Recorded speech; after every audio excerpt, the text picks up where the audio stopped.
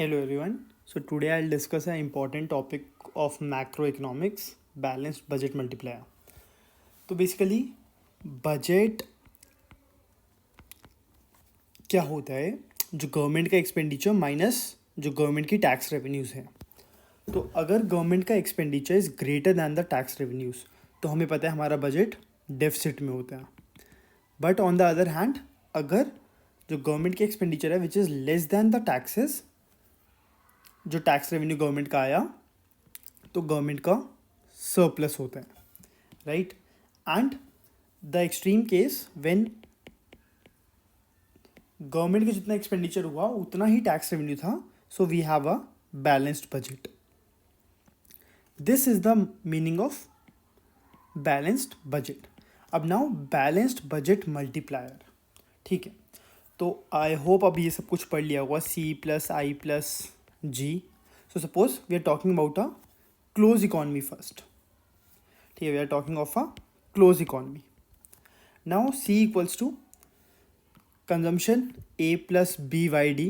YD is disposable income, so YD is Y minus T. So C equals to A plus B times Y minus T. I is I bar minus DI, and government expenditure is G only. So this is the national income accounting identity. On solving this, what we have is Y A plus by minus bt plus I bar minus di plus g.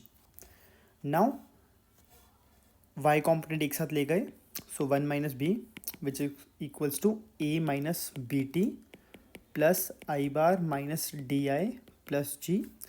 So y equals to, so we were talking of a closed economy first.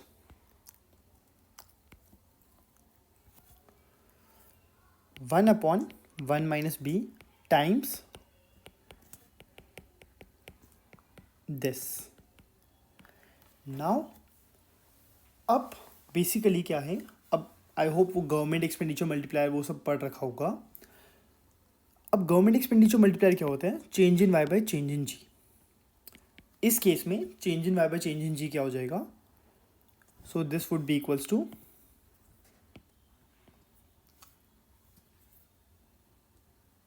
1 upon 1 minus B.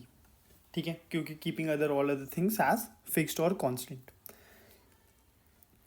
सो हम कर क्या रहे हैं? ठीक है, अब हमने क्या किया? Government expenditure suppose we are increasing it by 1 unit, so change in G is 1. Now to keep the budget balanced तो हम टैक्सेस को भी 1 यूनिट से बढ़ा देंगे. So now will find change in Y by change in T. इस equation को देखेंगे तो change in Y by change in T is minus B upon 1 minus B. तो बेसिकली अगर हम जी को 1 यूनिट से बढ़ा रहे हैं by 1 unit, change in Y by change in G कितने से बढ़ रहे हैं? तो हमारी इनकम कितने से बढ़ रही है due to multiplier effect this much. But हम टैक्सेस को भी 1 यूनिट से बढ़ा रहे हैं ताकि बजट बैलेंस रहे. तो हमारा change in Y by change in T कितना हो रहा है? Minus B upon 1 minus B. तो जो हमारा बैलेंस्ड बजट मल्टीप्लायर है दैट इज जब हमने change in G equals to change in T करा तो क्या इम्पैक्ट हो रहा है वाई पे. तो change in Y by change in G plus change in Y by change in T. So this becomes 1 upon 1 minus B plus minus B upon 1 minus B. This becomes 1 minus B upon 1 minus B which is equals to 1. Which means अगर हम government expenditure 1 से बढ़ाते हैं and हम taxes भी 1 से बढ़ाते हैं तो हमारा आउटपुट लेवल भी 1 से बढ़ेगा. And this is because government expenditure multiplier is greater than tax expenditure multiplier. ठीक है,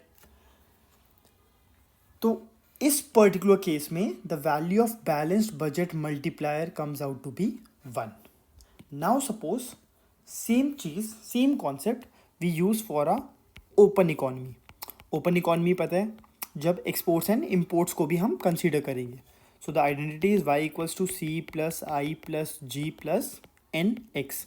N X stands for net exports. which is nothing but exports minus imports. And I hope अब ये पढ़ लिया होगा कि imports are a function of our income. तो अगर जैसे इंडिया में इनकम ज़्यादा होगी तो इम्पोर्ट्स बढ़ेंगी. एक्सपोर्ट्स फॉरेन कंट्री की इनकम पे डिपेंडेंट होते हैं. सो दिस वुड बिकम, हमने सी को कैसे लिया था, A plus B Y T, A plus B Y minus T plus I bar minus D I plus G plus X minus M. हम इम्पोर्ट्स को लिखते हैं एक जो ऑटोनॉमस इम्पोर्ट्स है प्लस एम वाई. यहाँ पे M lies between 0 and 1 and this is marginal propensity to import. ठीक है, this is called marginal propensity to import. Now X minus M bar minus M Y, Y equals to, on solving this Y terms को एक side ले गए.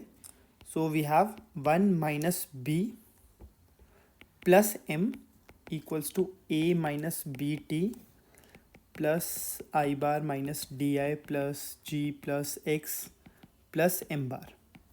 सो Y becomes 1/1 minus B plus M times A minus B T plus I bar minus D I plus G plus X plus M bar. Sorry, ये x minus रहेगा, this would be minus. Now अगर हम government expenditure एक unit से बढ़ाते हैं, so the multiplier effect is 1 minus B plus M. Similarly अगर हमें बैलेंस्ड बजट रखना है, what we need to do, हम चेंज इन टी को भी 1 यूनिट से बढ़ाएंगे. अगर चेंज इन जी 1 यूनिट से था, अब अगर टैक्सेस 1 यूनिट से बढ़े तो मल्टीप्लायर इनकम इफेक्ट पे होगा, वो होगा change in Y by change in T becomes minus B upon 1 minus B plus M. Now the balanced budget multiplier in this case becomes change in y by change in g plus change in y by change in t. मतलब and यहाँ पे change in g equals to change in t, तभी वो balanced budget है. So this becomes 1/1 minus b plus m plus minus b upon 1 minus b plus m. So what we have is 1 minus b upon 1 minus b plus m. So you can see the denominator is greater than the numerator. So this value would be less than 1. अब ये value less than 1 क्यों आई है? So इस चीज़ से एक चीज़ conclusion होता है that balanced budget multiplier is not always equals to 1. And ये 1 से कम इसलिए आया है क्योंकि open economy है. एंड जैसे हमारी इनकम बढ़ रही है, सपोज हमने चेंज इन जी किया, उसकी वजह से इनकम बढ़ी. इनकम बढ़ने से कंजम्पशन तो बढ़ रही है बट इम्पोर्ट्स भी बढ़ रहे हैं क्योंकि marginal propensity to import is greater than 0. तो एक certain proportion of income imports में जा रहा है, इसलिए हमारा मल्टीप्लायर इफेक्ट नेक्स्ट टाइम पे थोड़ा कम हो रहा है. वरना सपोज सारा कंजम्पशन पे जा रहा था बट अब इम्पोर्ट्स पे भी जाने लग गया, तो ये हमारे एक टाइप की लीकेज हो गया. ठीक है, I hope this was clear and I upload Keynesian liquidity, Keynesian speculative demand function, a video on this. It is highly likely कि इससे क्वेश्चन आएगा. So I'll upload this as well. And कुछ numerical solve करते हैं तो वो भी मैं अपलोड करता हूँ टाइम. ओके.